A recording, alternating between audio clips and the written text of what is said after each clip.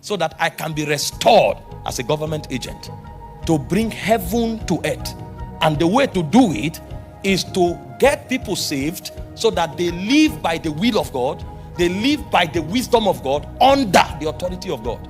Because you are not just saving people to go to paradise, you are saving people to become like you, so that you live by the will of God, you live by the wisdom of God, and you live under the authority of God. And then his government can now find expression in the natural realm. But for that to happen, you must become a creature of faith. That means you believe everything that is said and you are able to walk it out. But for that to happen, your life must be powered by three things. Number one is revelation. That's why the Bible said in Romans 10:17, it said faith cometh by hearing, hearing by the word of God. The faith life is not possible outside of revelation. For you to live by faith, the quality of your revelation must keep growing. If you don't have light, you can't walk by faith. Faith responds to understanding. Faith responds to revelation. And so anybody who wants to be an agent of the kingdom must always buy truth and sell it not. He must always grow in light, because therein is the possibility of you maximizing all of the provisions of faith.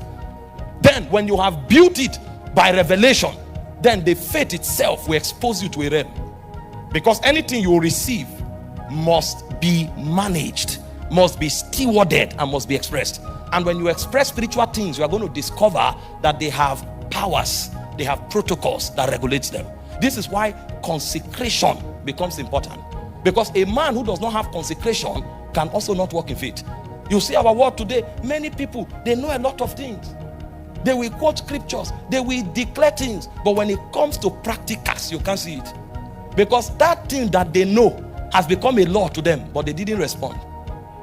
That thing that they know and understand, the life of it makes demand for consecration, but they refuse the consecration. So when they go out and declare it, you can't see the manifestation.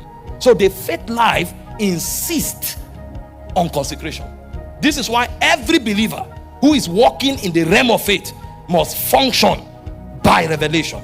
If you don't operate by revelation, you can't walk.